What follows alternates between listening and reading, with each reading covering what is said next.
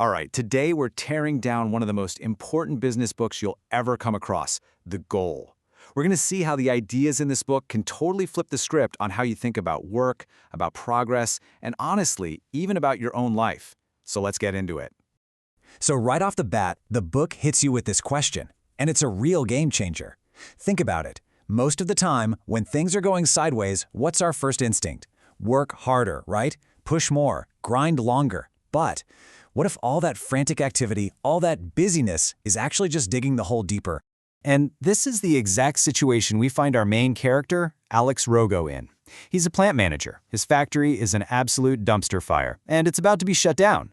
Orders are late, his people are totally burned out, and the stress is so bad it's blowing up his marriage too. The guy is trying everything, but nothing is getting better. Alex's whole world starts to change when his old physics professor, a guy named Jonah, asks him a question. It's a question so simple it's almost, well, insulting.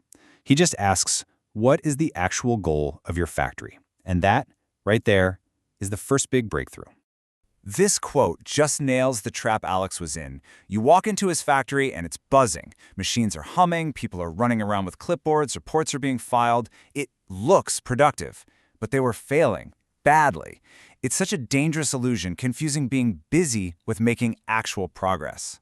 And this slide really gets to the core of that first mental shift. See, we're all trained to ask, what should we improve? But that question can send you in a million different directions. Jonah forces a better, more fundamental question. What is this whole system even for? That one question just cuts right through all the noise. And here's the key takeaway. Before you can fix anything, you have to be crystal clear on what winning actually looks like. For Alex's factory, the goal wasn't just to keep machines running or to look efficient. The goal was to make money, period. And getting that one thing straight, it changes everything. Okay, so once the goal is clear, what's next? Well, you have to figure out what's stopping you from reaching it. And this brings us to the most famous idea in the whole book, the concept of the bottleneck. You know, the big aha moment for Alex doesn't even happen at the factory. It happens when he's out on a hiking trip with his son's scout troop. He's just watching the kids walk, and he notices something really strange about the way they're spread out. So as Alex is watching, he sees the fast kids just take off. But then they have to stop and wait. The line of hikers gets longer and longer. And then it hits him. The entire troop can only move as fast as its slowest hiker, a little kid named Herbie. The speed of the whole system was being determined by just one single constraint.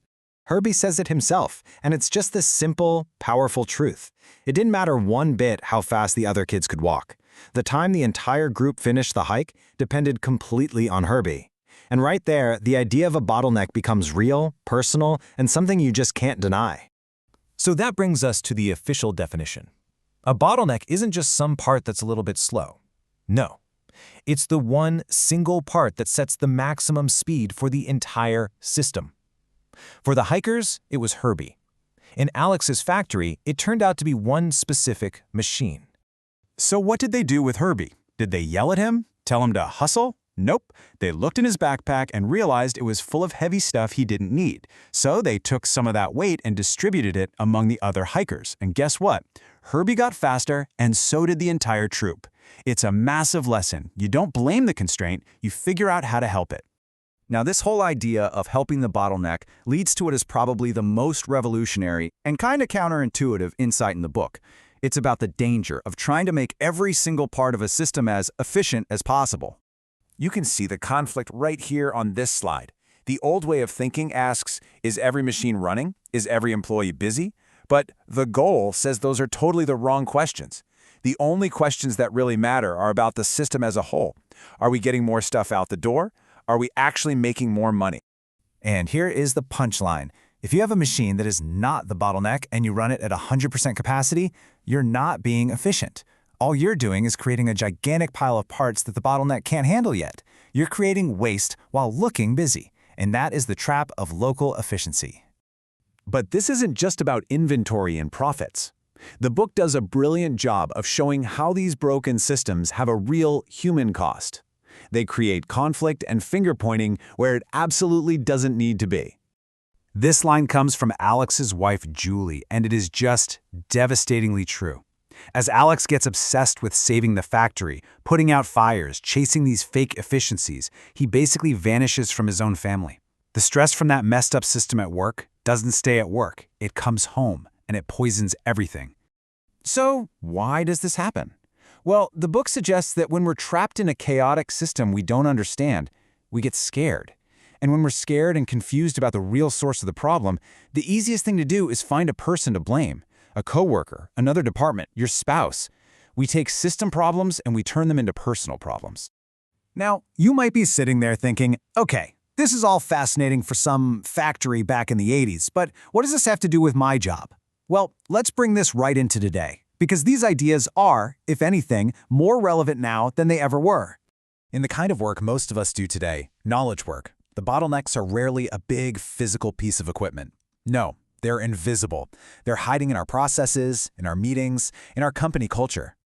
And this list really brings it home, doesn't it? Just think about it. Is there a weekly meeting that brings all progress to a screeching halt? An approval process that always takes forever? A culture where nobody feels safe enough to speak up about a problem?